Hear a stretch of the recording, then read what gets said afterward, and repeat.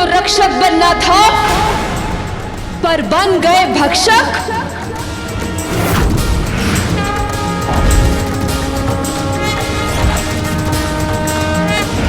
सबका भक्षण करूंगी मैं, सबका।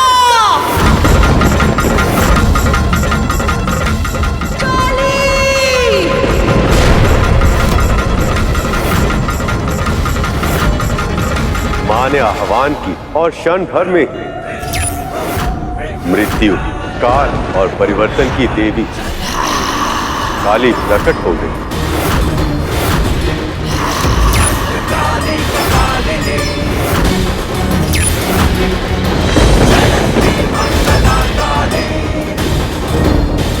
फिर मां ने आवाहन किया हल्के नीले रंग वाली देवी तारा का।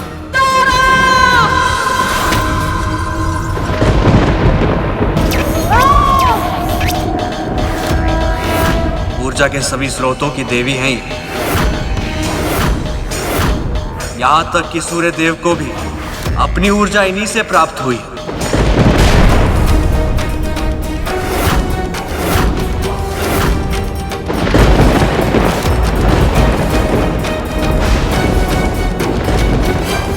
फिर प्रकट हुआ मां का वो रूप जिसे षोडशी और मां ललिता भी कहा जाता है। त्रिपुर सुंदरी।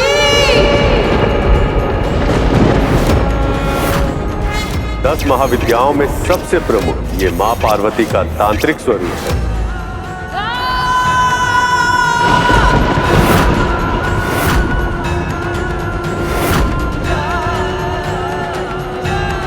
भुवनेश्वरी।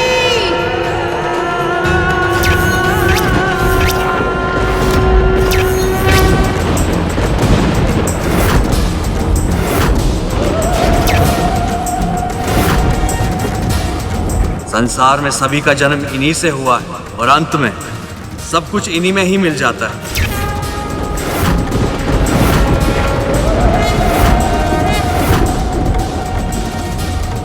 अब मां ने पुकारा भैरवनाथ की शक्ति, मां भैरवी को।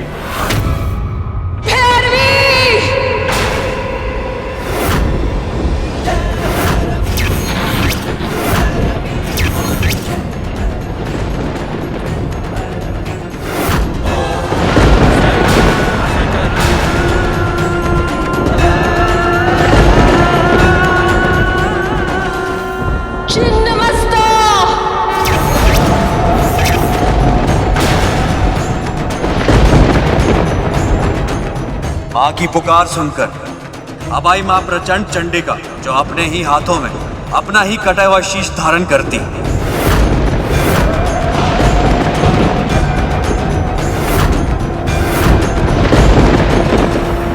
धूमावती। और अब प्रकट हुई वो जो विधवा रूप धारनी, सदैव श्वेत वस्त्र धारण करती।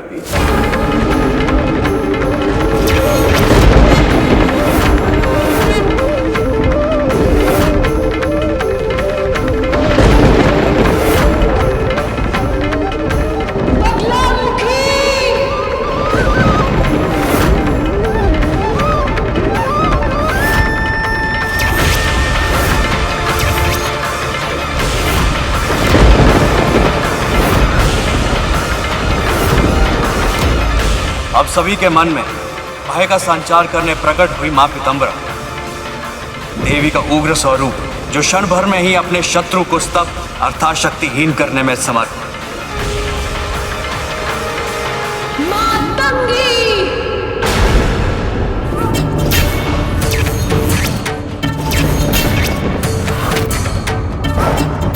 मां के इस आह्वान से जो प्रकट हुई वो थी तांत्रिकों की सरस्वती कहलाने वाली मां मातंगी।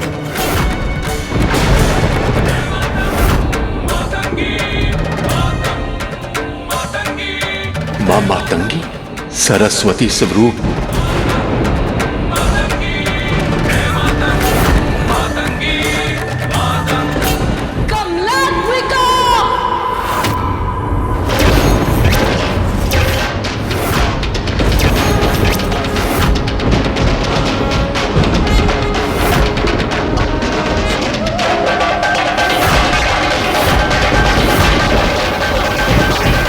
और अब सबसे अंत में आई 10 महाविद्याओं में अंतिम तांत्रिकों की लक्ष्मी स्वरूप मां कमला। प्रिय लक्ष्मी का तांत्रिक रूप।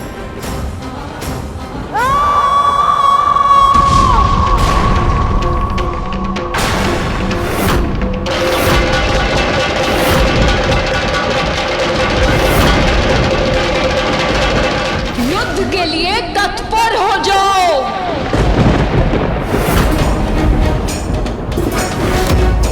मेरे पुत्र के सामने, एक छोटे से बालक के सामने अपने आप को वीर समझ रहे थे।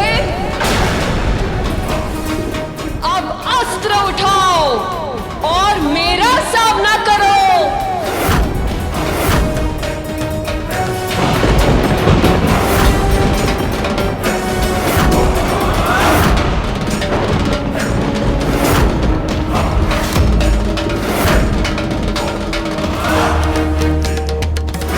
माता पार्वती के सारे तांत्रिक रूप हैं। इनसे युद्ध करना है तो सृष्टि के सारे देवताओं को मिलकर करना होगा। मुझे सारे देवताओं का आह्वान कर ही युद्ध करना पड़ेगा।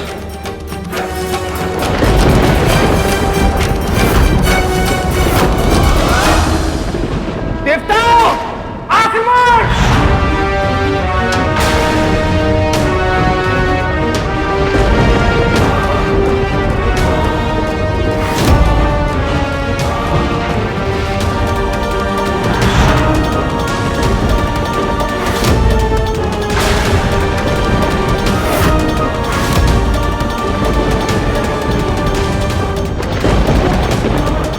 ब्रह्मदेव, ये देवगण क्या कर रहे हैं? क्षमा मांगने के स्थान पर हाथों में अस्त्र उठाने की अभद्रता कर रहे हैं।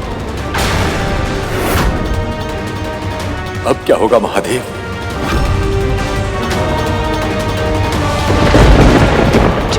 योगिनियां, प्रकट हो!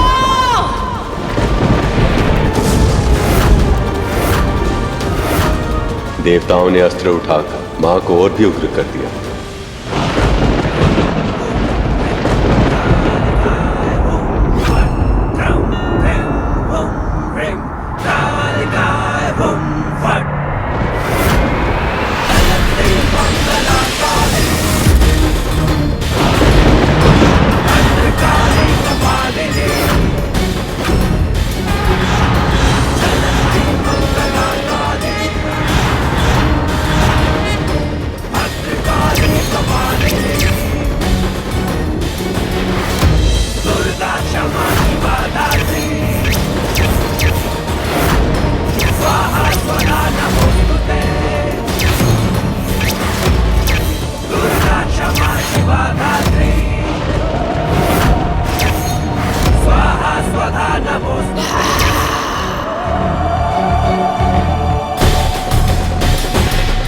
समस्त नारी शक्ति के उग्र रूप का सामना कैसे करेंगे सभी देवतागण?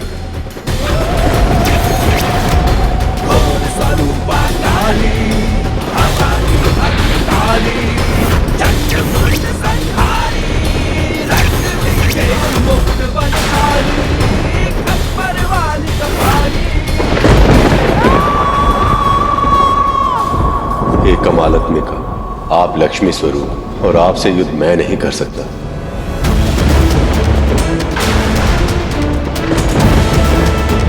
मेरे तेज का स्रोत तो मां तारा है।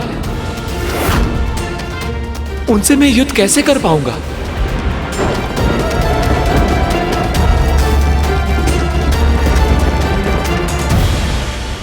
मां दुर्गा, उनकी 10 महाविद्याएं, 64 योगिनियां, नारीत्व की ऐसी महान शक्तियां हैं जिनका सामना करना किसी के लिए भी संभव नहीं है। शीघ्र ही देवताओं को इस सत्य का आभास होने लग गया था।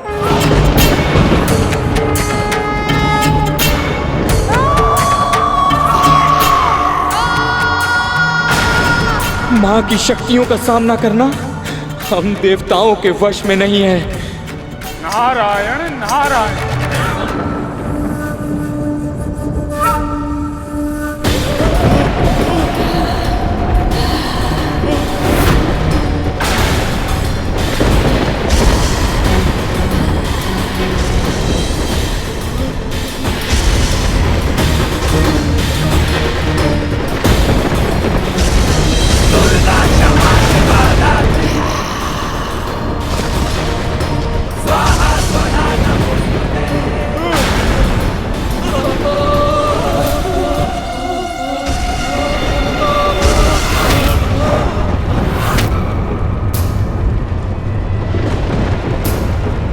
हम देवताओं को शीघ्र अतिशीघ्र यहाँ से निकलना होगा।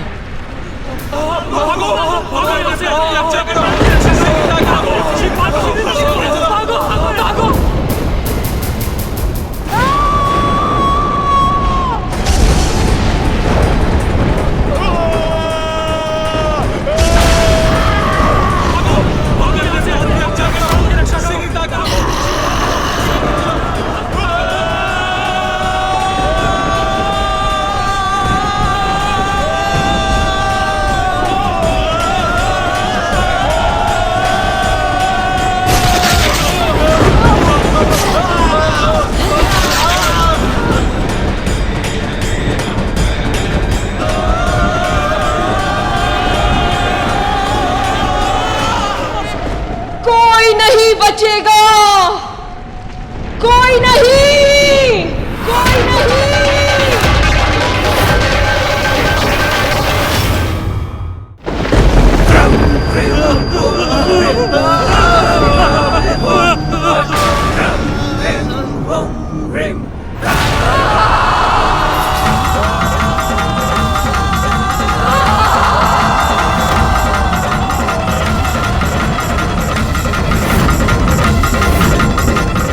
योगिनी और महाविद्याओं की शक्ति बहुत अधिक है। इनके विरुद्ध अपने अस्त्रों का प्रयोग तक कर पाना संभव नहीं है।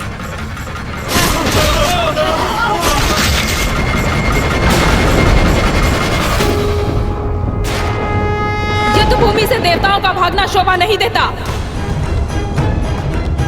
बूढ़ा तन है, मुख पर झुर्रियां पड़ी हैं। इन्हें तो मैं अपने वेग से क्षण भर में उड़ा दूंगा।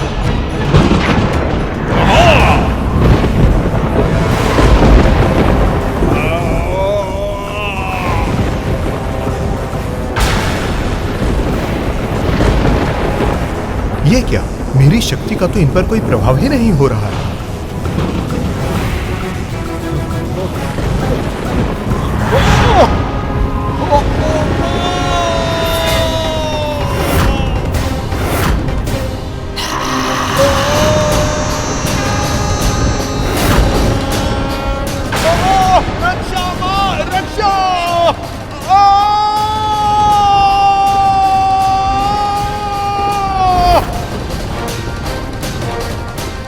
मां दुर्गा ने वायुदेव को निगल लिया। इनकी क्रोध की चपेट में अब कौन आएगा?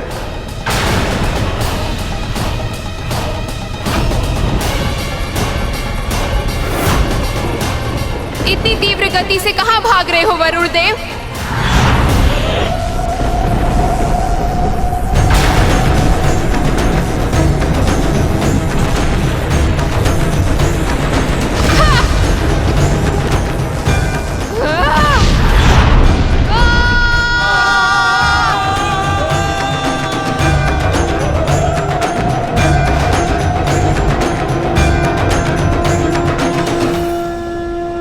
वरुण देव भी मां के उदर में समा गए।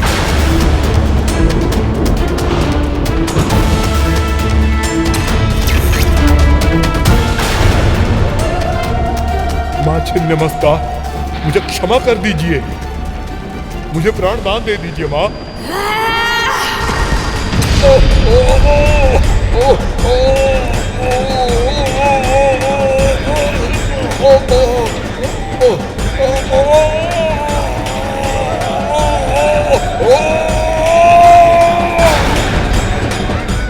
और यमराज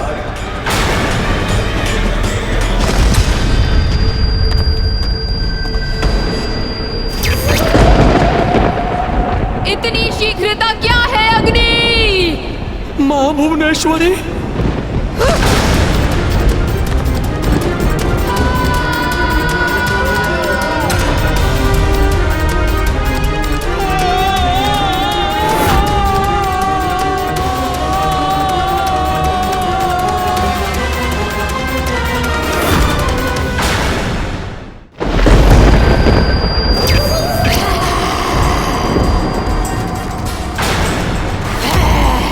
मां तारा, मेरी ऊर्जा की स्रोत।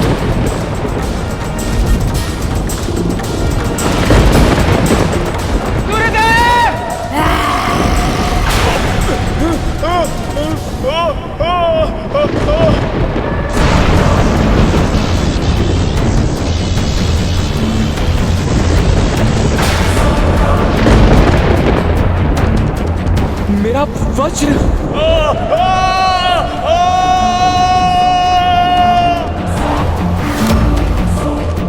मेरे वज्र का भी इन पर कोई प्रभाव नहीं पड़ रहा है।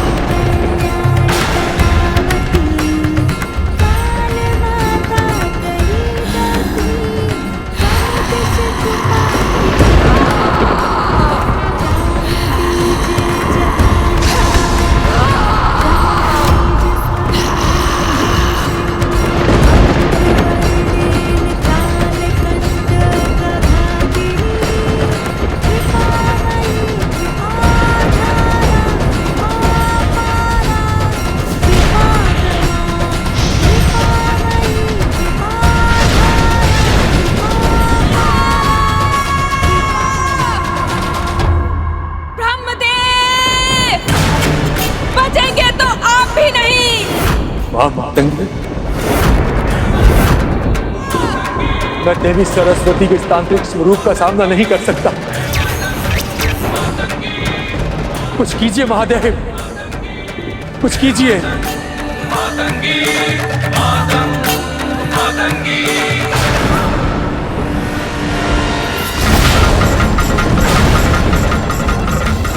कमलात्मिका,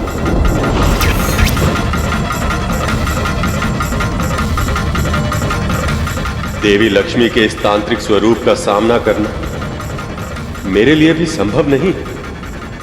अब आपको ही कुछ करना होगा। मां दुर्गा को रोकिए, सृष्टि की रक्षा कीजिए महादेव।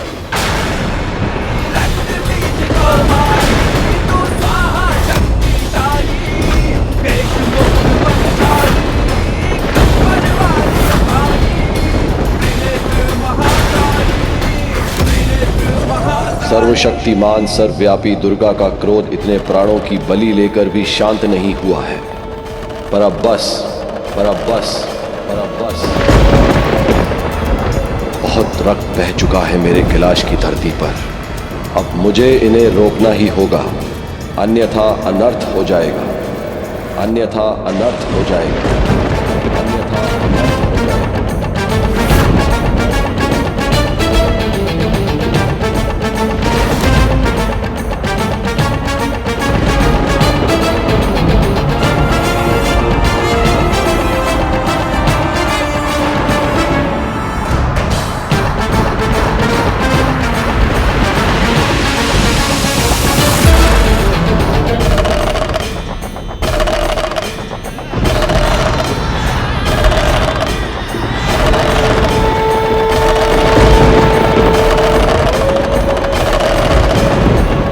अभी तो शक्ति के विरुद्ध स्वयं शिव खड़े हो गए, अब तो विनाश निश्चित है।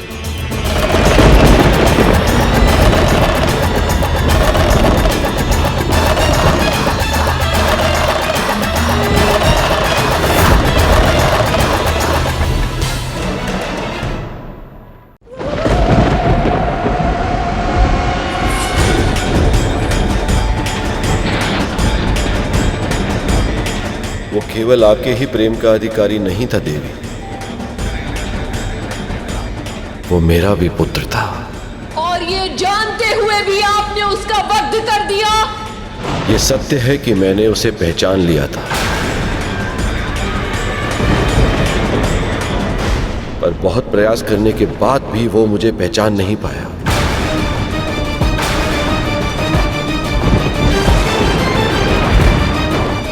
पिता के हाथ संतान के हाथ को थामकर चलना सिखाते हैं,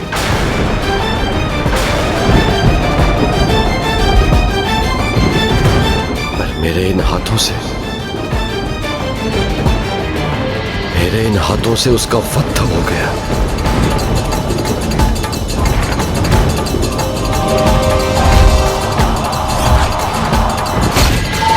मैं विवश था।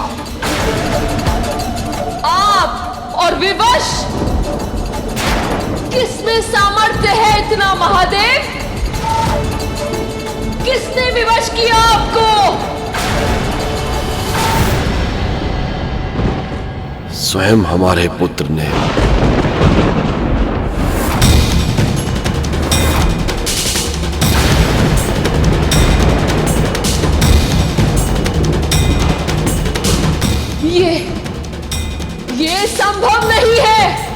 आपने मुझ पे आरोप लगाया था ना देवी कि मुझे शीश काटने के अतिरिक्त और कुछ आता भी है या नहीं। मैंने कभी केवल शीश नहीं काटा, सदैव उसमें छिपे अहंकार को काटा है।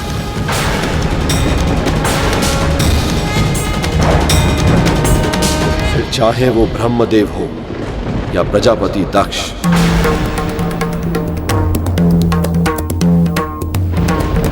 हमारे पुत्र के भीतर भी अहंकार उत्पन्न हो गया था। वो अहंकार जिसके कारण वो अज्ञानता के अंधकार से बाहर ही नहीं निकल पा रहा था।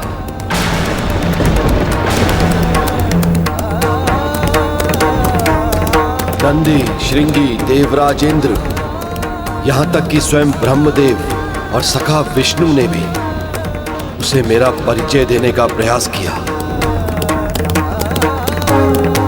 पर उनके कथनों को ना तो उसने सुना और ना ही समझा।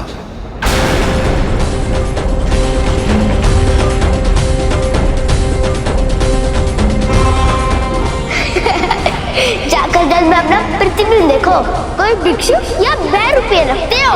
बालक, तुम्हारी उद्दंडता अब सीमाएं तोड़ रही है। जब अहंकार बुद्धि पर हावी हो गया था और वह चालता विवेक पर भी, तब उन्होंने ब्रह्मा जी का शीश काट दिया था। ऐसे है हमारे महादेव। वैसे ब्रह्मदेव, आपको मुझे उपदेश देने का या उद्दंड देने का अधिकारी क्या है? अपनी उद्दंडता भूल गए? बालक, तुम्हें ऐसा नहीं कहना चाहिए। मुझे क्या कहना चाहिए और मुझे क्या नहीं कहना चाहिए, वो सिखाने वाले आप कौन होते हैं? पर क्यों हुआ ये?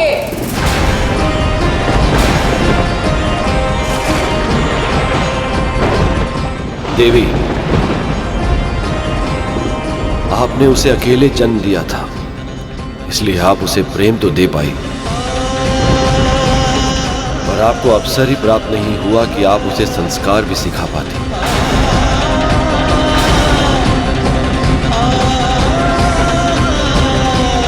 और बिना संस्कारों के अहंकार दूर होना यह संभव नहीं था। वो अपनी शक्ति के अभिमान में अपने तन से इतना जुड़ चुका था कि अपनी आत्मा के भीतर झांक ही नहीं पा रहा था।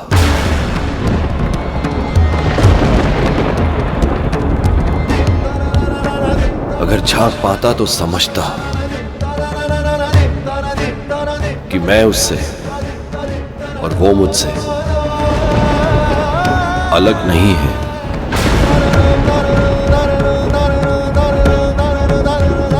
एक ही तो थे हम दोनों।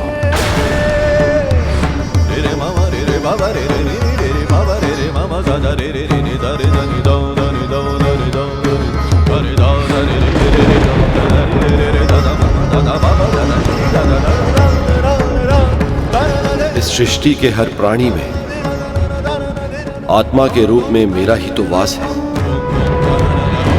और वैसे भी शिव शक्ति से अलग नहीं है।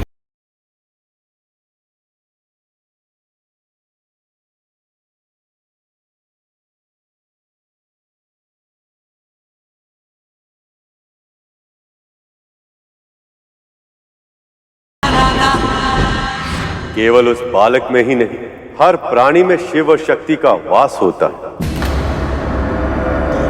पर जब तक मनुष्य के मस्तक पर अहंकार हावी होता है, तब तक वो मैं, मेरा और मुझसे के माया जाल में फंसा रहता है। इस सत्य का अनुभव ही नहीं कर पाता कि तन से मोह व्यर्थ, क्योंकि भक्त और भगवान, आत्मा और परमात्मा एक ही है। तो फिर गुरुदेव, हम साधारण मनुष्य अपने भीतर छुपे परमात्मा को कैसे ढूंढ सकते हैं? नश्वर प्राणियों के लिए अपने मन को केंद्रित करके उनके भीतर विद्यमान परमात्मा के साथ एकाकार करने के सबसे सरल उपाय प्रभु के नाम का जाप करना, ध्यान करना। ध्यान व्यक्ति को स्वयं के समीप लाता है और इस प्रक्रिया से वह अपने आप ही परमेश्वर के निकट पहुंच जाता है। जब महादेव ने इस तरह समझाया तो माँ ने क्या कहा गुरुदेव? क्या वो भगवान शिव की बात मान गई? यही प्रश्न वहां पे उपस्थित सभी देवताओं और प्रभु विष्णु के मन में भी कौंध रहा था।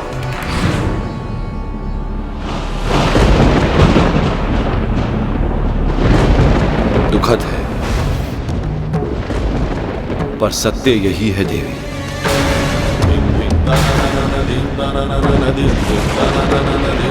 हमारे पुत्र के भीतर अहंकार इतना बढ़ चुका था कि सत्य उसके समक्ष था, पर वो उसे ना तो देख पा रहा था, ना सुन पा रहा था, ना ही अनुभव कर पा रहा था। केवल अब शब्दों का उच्चारण कर रहा था उसका मुख।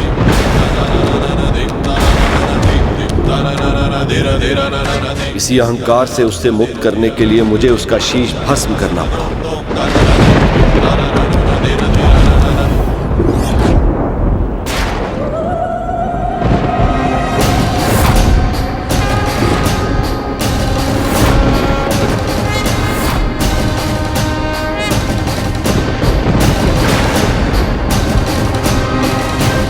और अब आप उसे जीवित करेंगे महादेव।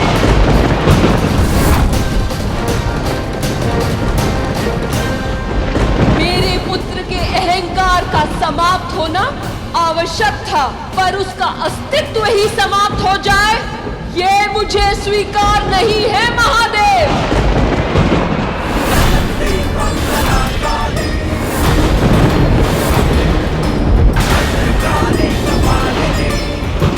दंड आवश्यक होता है, पर दया अनिवार्य होती है।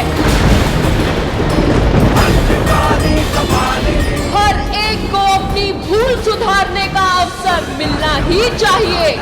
हमारा पुत्र भी इसका अपवाद नहीं बनेगा। आपको उसे जीवित करना ही होगा महादेव। आप पिता हैं तो मैं इस संसार की जननी हूँ, माँ हूँ मैं।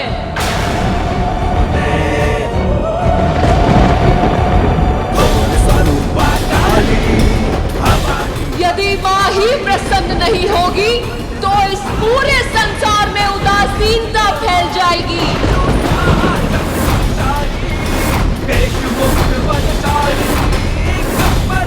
यदि आप चाहते हैं कि विश्व में जीवन फले फूले, प्राणियों में प्रसन्नता का संचार हो, तो आपको मेरा पुत्र लौटाना होगा महादेव।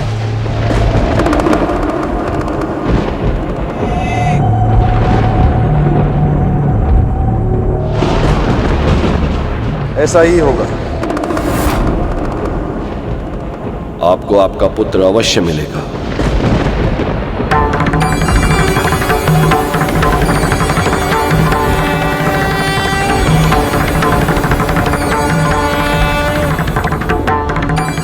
जो अहंकार से मुक्त होगा, ज्ञान का शिखर होगा और ब्रह्म ज्ञान से परिपूर्ण होगा।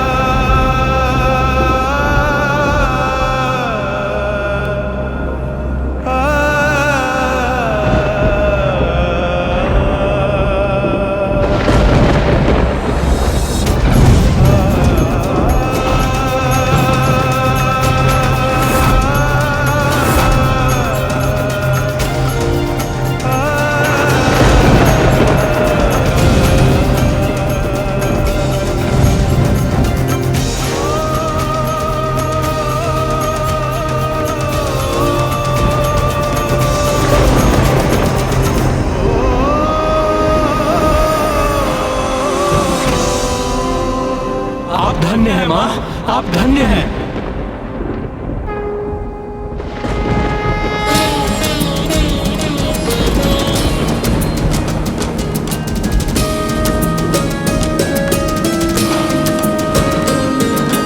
दुर्गमा दुर्गमा लोका दुर्गमात्म स्वरूपिणी दुर्गमार्ग प्रदा दुर्गम विद्या दुर्गमाश्रिता दुर्गम ज्ञान संस्थाना दुर्गम ज्ञान वासिनी दुर्गमोहा दुर्गमदा दुर्गमार्ग स्वरूपिणी दुर्गमासुर सहंत्री दुर्गमायुधधारिणी दुर्गमांगी दुर्गमता दुर्गम्या दुर्गमेश्वरी दुर्ग भीमा दुर्ग भामा दुर्गभा दुर्गधारिणी दुर्ग भीमा दुर्ग भामा दुर्गभा दुर्गधारिणी नमो वैष्णवस्तु मया मामा मानवः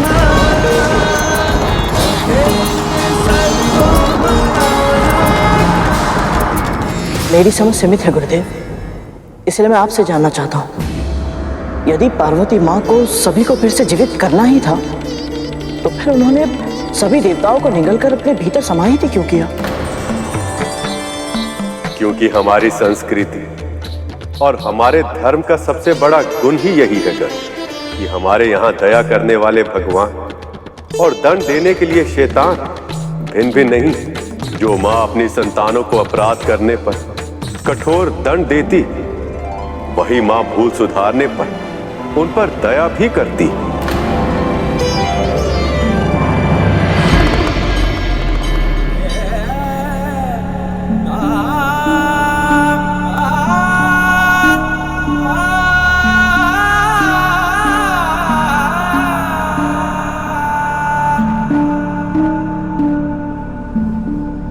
प्रिय,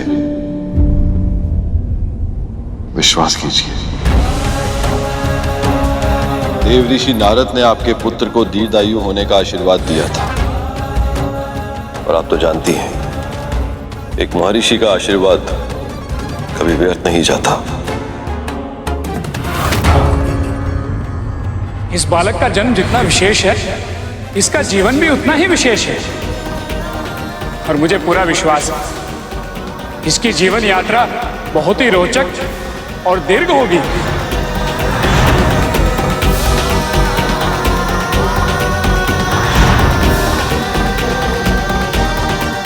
आपको हुए दुख की कल्पना करना भी असंभव है।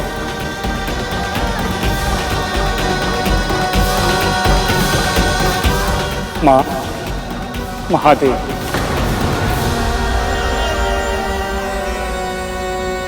इस बालक को फिर से जीवित करने के उद्देश्य में मैं क्या योगदान दे सकता हूं?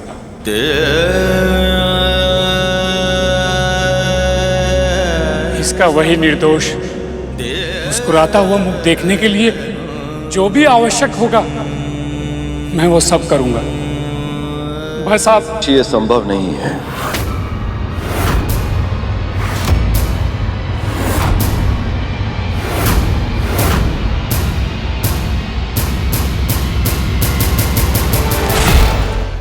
आपके कहने का अर्थ क्या है महादेव? अभी अभी तो आपने कहा था कि आप मेरे पुत्र को जीवित करेंगे। आपका पुत्र अवश्य जीवित होगा पार्वती, मेरा वचन मिथ्या नहीं जाएगा। पर इसका वही शीश वापस नहीं आ सकता।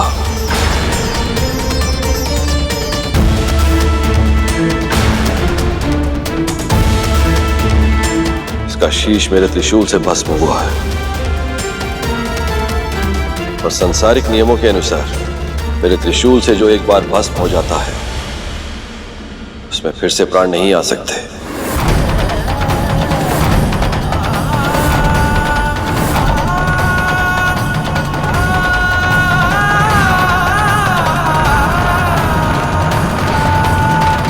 मैं जानती हूं कि तन से मोह व्यर्थ है महादेव, पर फिर भी उसकी किसी और रूप में कल्पना करना मेरे लिए संभव नहीं है। आप उसको किसका शीश देंगे? उसकी आकृति कैसी होगी? क्या उसका मुख देखकर मेरे भीतर मां की ममता जाग पाएगी?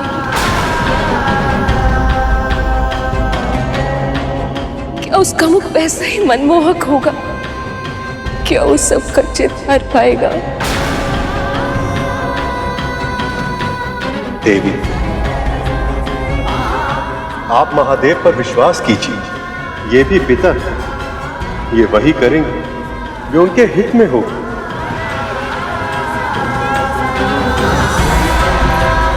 हाँ सखी, आपको और हम सबको विश्वास रखना होगा, धैर्य का परिचय देना होगा, ताकि महादेव अपने कार्य पर ध्यान केंद्रित कर सके।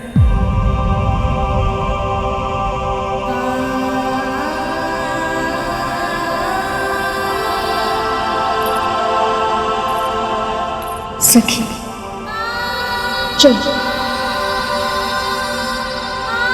चलो सखी।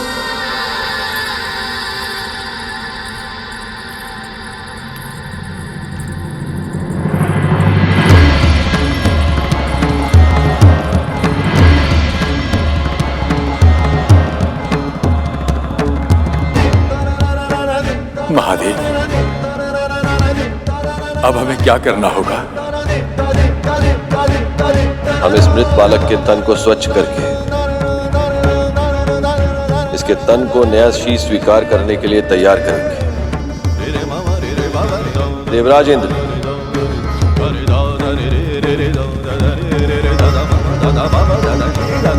आप और अन्य देवतागण एक ऐसे शीश का प्रबंध कीजिए जो इस बालक के तन पर स्थापित किया जा सके।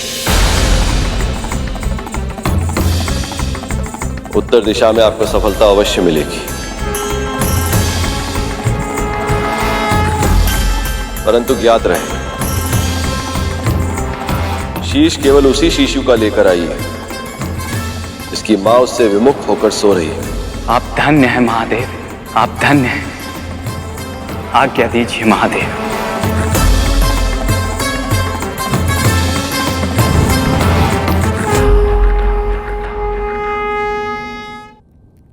परंतु गुरुदेव, महादेव ने ऐसे बालक का ही शेष क्यों मांगा जिसकी मां उससे विमुख होकर सो रही हो?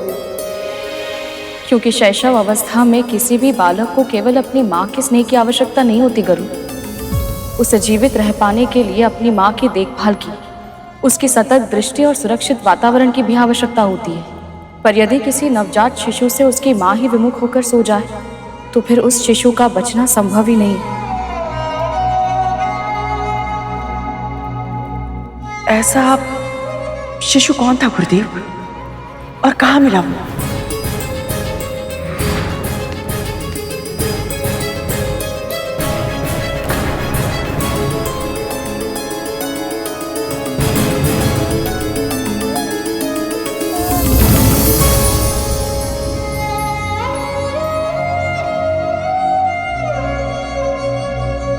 मानवों में तो एक भी मां ऐसी नहीं है जो अपने संतान से विमुख हो जाए।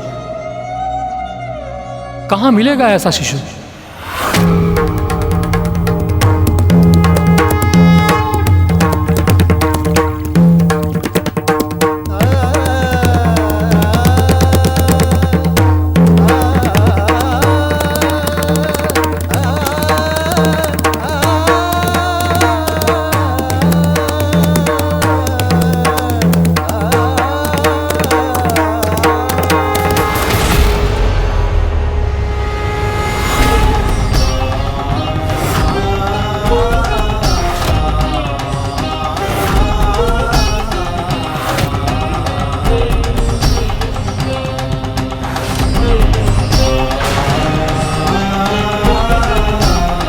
समय तीव्र गति से बीतता जा रहा है और मनवांछित बालक अभी तक नहीं मिला है। मैं मां पार्वती को एक बार पहले ही दुख दे चुका हूं। अब रिक्त हाथों के साथ लौटकर दूसरी बार दुख नहीं दे सकता मैं उन्हें। पर जिसका आदेश महादेव ने दिया है, कहां ढूंढूं ऐसे बालक को?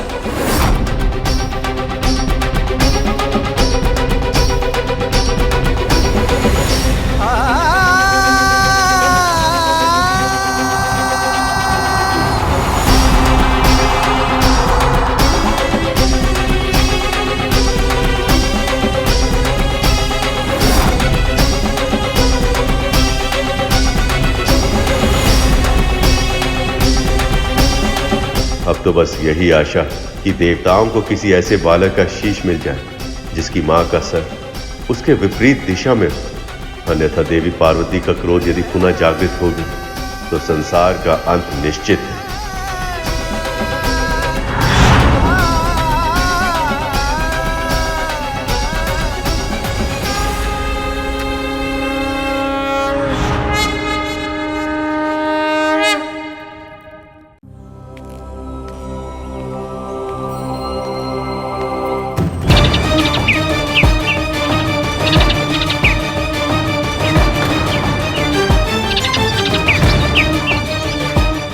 शब्द शैली, वाक्य विन्यास और व्याकरण से अनभिज्ञ हैं ये। फिर भी देखिए प्रेम की भाषा भली भांति जानते हैं ये पक्षी।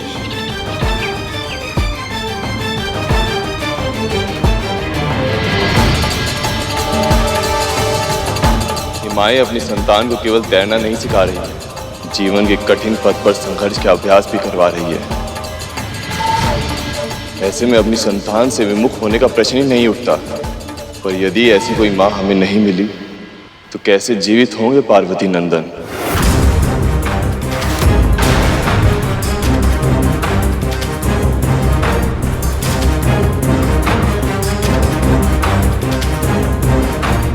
ये चमकती हुई किरणें, ये अवश्य ही सूर्यदेव का कोई संकेत है।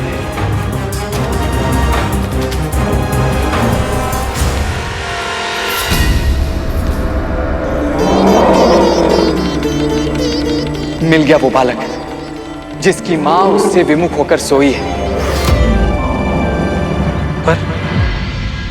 पर ये क्या इस हाथी के शिशु का चुनाव करना उचित होगा? क्या मां पार्वती के पुत्र के शीश के स्थान पर एक गज का शीश लग जाए? क्या ये संभव भी है?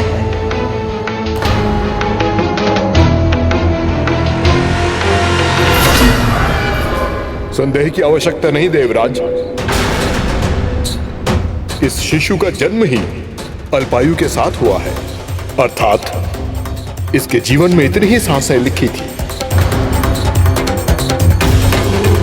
महादेव इसके शीश का उपयोग अपने पुत्र को जीवित करने के लिए अवश्य ही करेंगे। आगे बढ़िए यमराज, आगे बढ़िए और अपना कार्य पूरा कीजिए।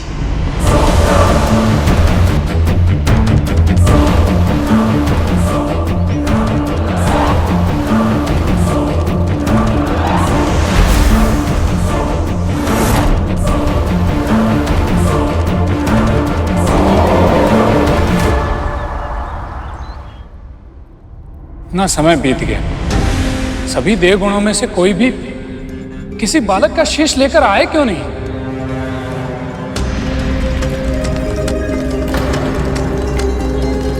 देवराज,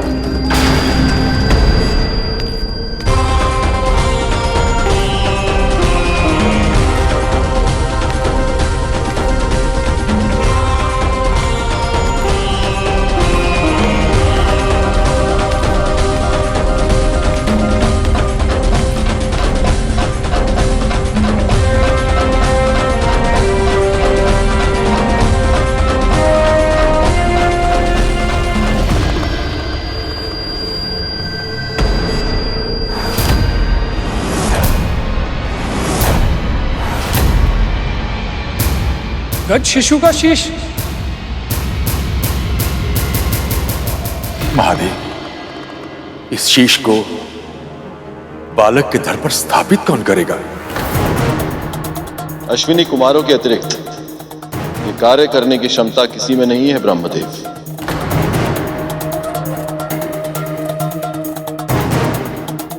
उन्होंने औषधि शास्त्र, शल्य चिकित्सा स्वयं महर्षि दधीची से सीखी।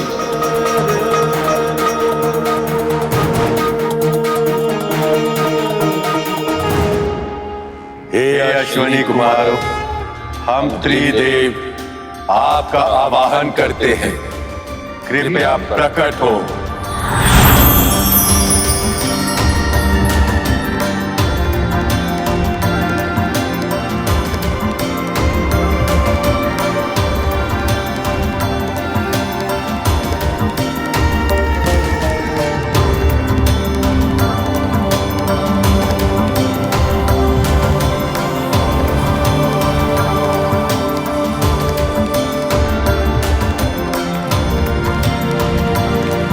आपकी आज्ञा का पालन होगा प्रभु।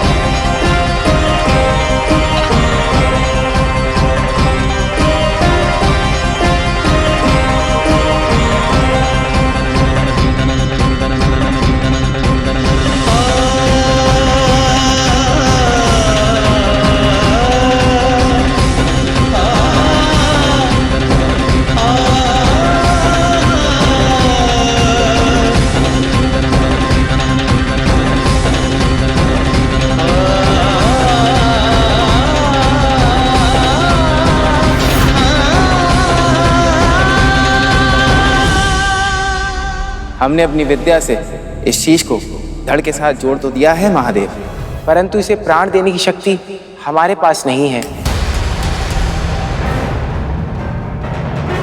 यह कार्य आप और मां से ही संभव है।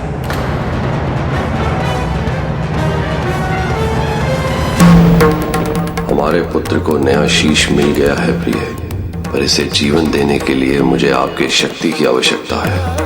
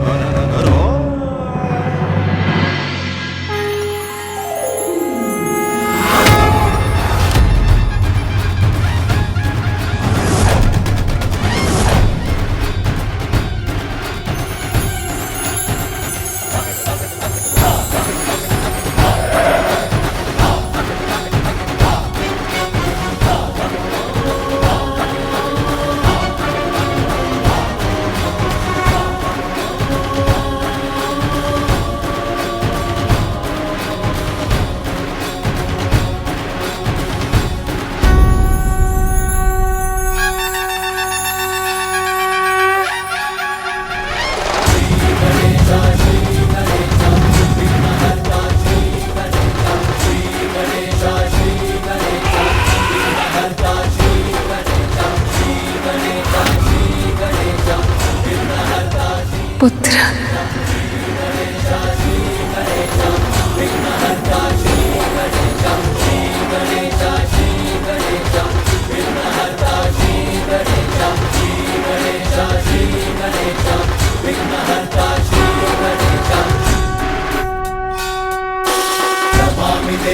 नमामि देवा जय गणराजा नमामि देवा दया करो हे मंगल देवा जय गणराजा नमामि देवा मंगलदाता मंगलकारी जय गणराजा पिताजी नमामि देवा भक्तों के तुम ही हितकारी जय गणराजा नमामि देवा सुखहर्ता सुखकर्ता स्वामी जय गणराजा नमामि देवा विघ्नराज जी अंतर्यामी जय गणराजा। बालक ने अपने पिता को महादेव को पहचान लिया। नारायण नारायण।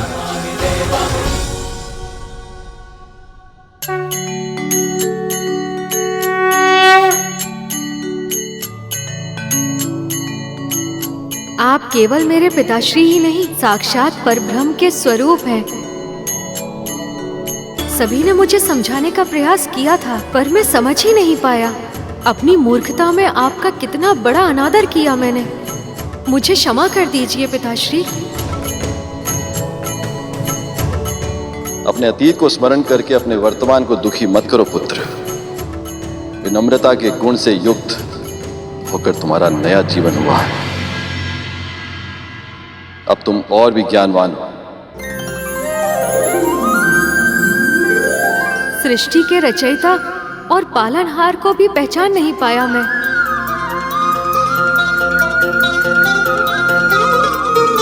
आप दोनों के साथ कितनी उदंडता की थी मैंने। कृपया मुझे क्षमा कर दीजिए।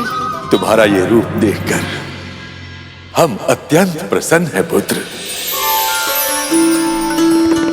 तुम्हारे कर्म, वचन और व्यवहार के कारण तुम्हारी मां को सदैव तुम पर असीमित गर्व होगा।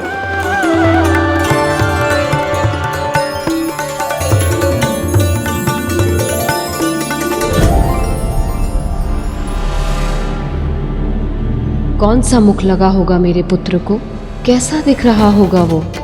कैसे सामना करूंगी मैं उसका, उस नए अपरिचित मुख के साथ? माँ आ गई।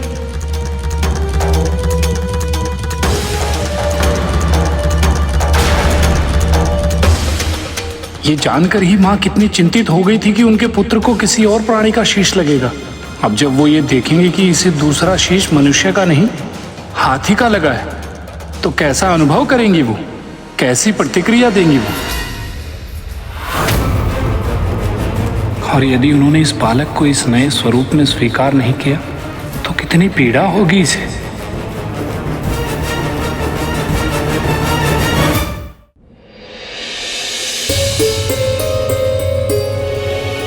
सखी, क्या हुआ? मेरा मन इतना आशंकित क्यों हो रहा है सखी? क्योंकि आप माँ हैं और इस परिस्थिति में आशंका और भय ये स्वाभाविक है सखी। पर हमें पूरा विश्वास है जब आप अपने पुत्र के मुख को देखेंगी तो आपकी आशंका, आपका भय पूरी तरह निर्मूल सिद्ध होगा।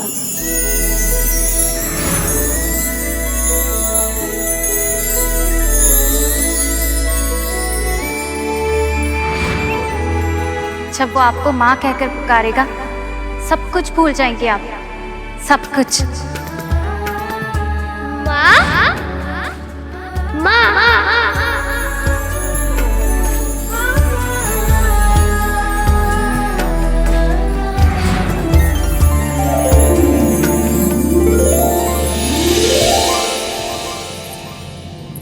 पुत्र, पुत्र,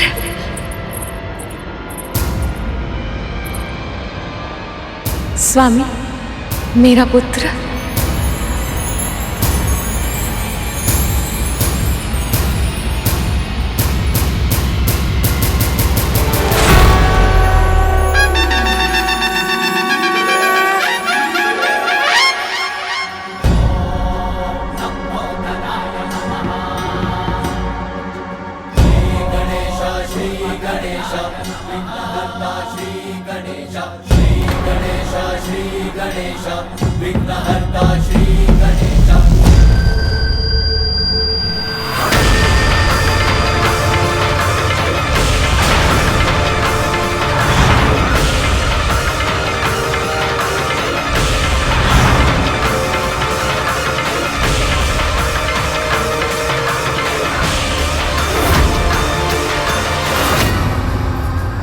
देवी पार्वती ने अपने पुत्र का नया मुख देखकर उसे मुंह फेर लिया।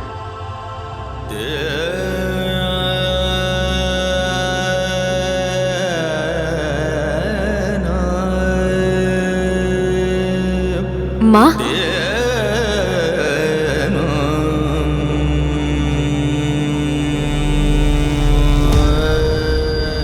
मेरा पुत्र। हाँ माँ, मैं आपका ही पुत्र हूँ, आपके हृदय से जन्मा हूँ।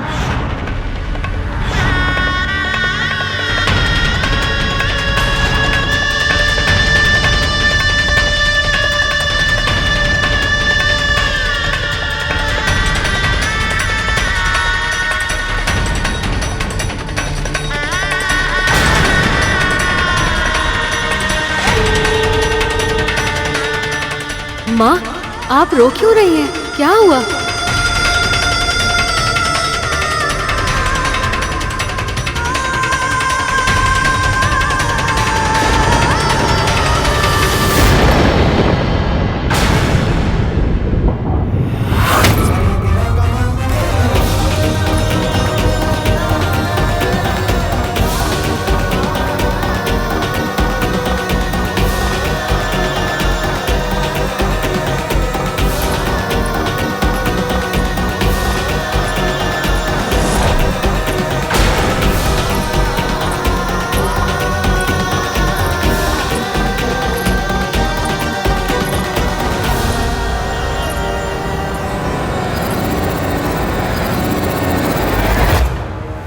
बात का भय था वही हुआ।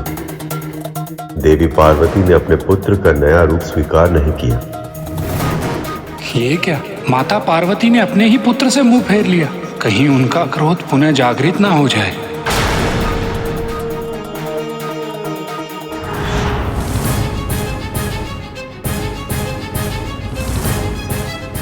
परंतु गुरुदेव, माँ पार्वती का पुत्र फिर से जीवित हो उठा।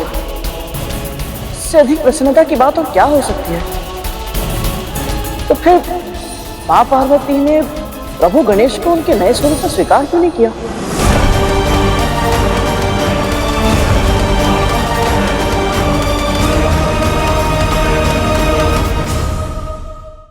क्योंकि अतीत की स्मृति होती ही ऐसी, जब कोई उसमें डूब जाए तो उसे अपना अतीत अपने वर्तमान से भी अधिक अच्छा और सुंदर लगने लगता है। माँ पार्वती भी इसी भावना का अनुभव कर रही थी। तो फिर वो अपने इस अंतर्द्वंद से बाहर कैसे निकल पाई गुरुदेव? माँ पार्वती अपने पुत्र को उसके नए स्वरूप में स्वीकार कर पाती, इसके लिए पहले उस बालक को अपने नए स्वरूप को पहचानना और उसे पूरे मन से स्वीकार करना आवश्यक था।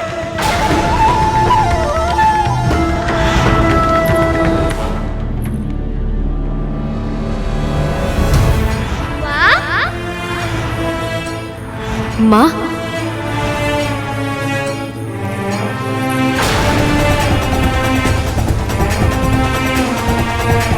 सखी, पर अकेली क्यों है ये? माता का पुत्र कहाँ है?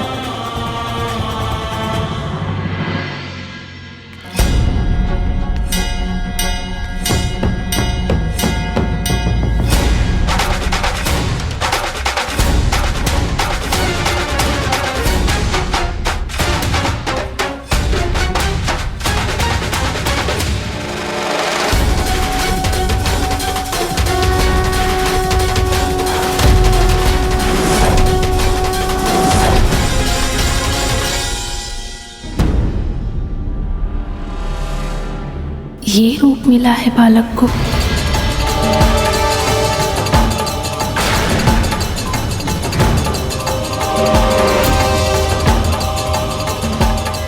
तो इसलिए मौन है मां।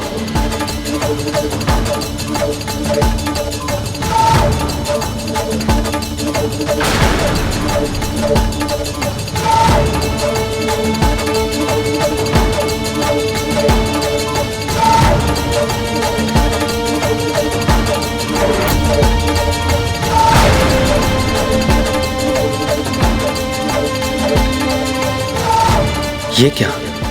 माता तो अपने पुत्र का नया रूप देखकर रुष्ट हो गई हैं। जब उन्हें ज्ञात होगा कि ये शीश मैं ढूंढ कर लाया हूं उनके पुत्र के लिए, तो ना जाने मेरा क्या होगा। मेरा प्रणाम स्वीकार करें। क्या आप मुझसे रुष्ट हैं माँ? माँ, आप मुझे छोड़ के बाहर क्यों आ गई? माँ मुझसे मुंह क्यों फेर रही हैं? कहीं मुझसे कोई भूल तो नहीं हो गई?